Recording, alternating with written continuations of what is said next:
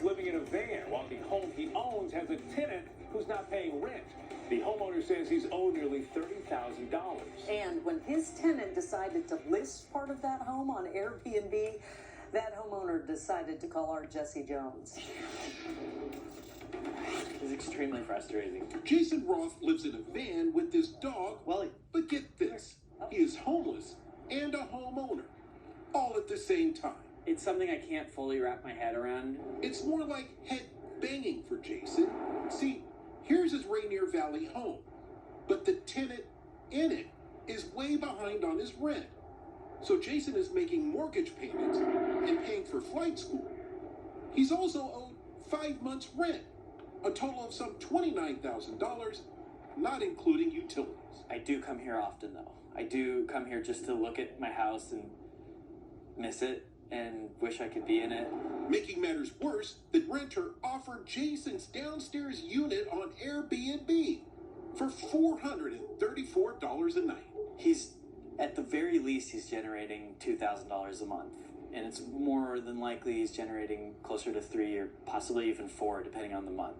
And even though he didn't own the home, the city gave the renter a short-term rental license. So not only is he not paying me, but he's generating an income through the basement Airbnb unit. And meanwhile, I'm having to pay the utilities for that unit. Jason's tried to work with the renter. He came up with this payment plan. The renter signed and paid $1,000, and that's it. I own this house. Jason even tried dispute resolution with no results.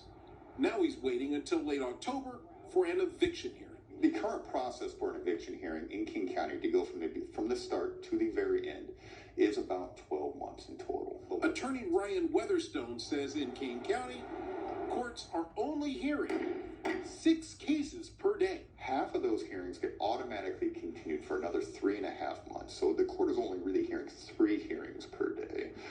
And they're only hearing it for 4 days a week for the biggest county in Washington. We stopped by Jason's home to speak with the renter.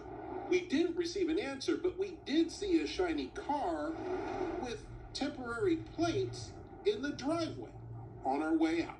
It makes me feel all kinds of different emotions. I mean, extreme sadness, anger, physical discomfort because of where I'm living. I can't stand up in it. It appears Jason is looking at $50,000 in losses before he can get out of his van and back into his own home. I'm on my own, which that to me might be the worst part, because there's always going to be people who abuse the system and scam, but the city should be there to recognize when that's happening.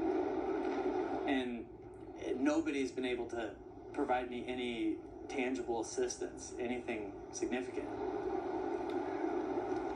The city is investigating the case about the short-term rental license. They say it's now invalid. Airbnb has removed the listing from Jason's home. He says he's watching the place. He sees people going in and out. It's a nightmare. I gets me so angry, and I'm not Jason sleeping in a van. I know, and what gets me is that, of course, the city's investigating how he got the license, but aren't we checking that at least? Come on. Right? The city said they didn't want to talk because it's under investigation, okay? But it's just sad because Jason now, has to pay the mortgage and for flight school when he thought he'd have a little bit of scratch in his pocket. Right. And all he has is disappointment. Oh, I hope his home is in good shape when he eventually gets back into it. Yeah, we'll see. Yeah, we will see. October is the hearing. You know who's going to be there. You know who's going to be there, right? It's in your calendar. There you go. Thanks a lot, Jesse. Now, if you at home have something you want Jesse to investigate, call him 844-77-JESSE or submit your story idea on jessejones.com.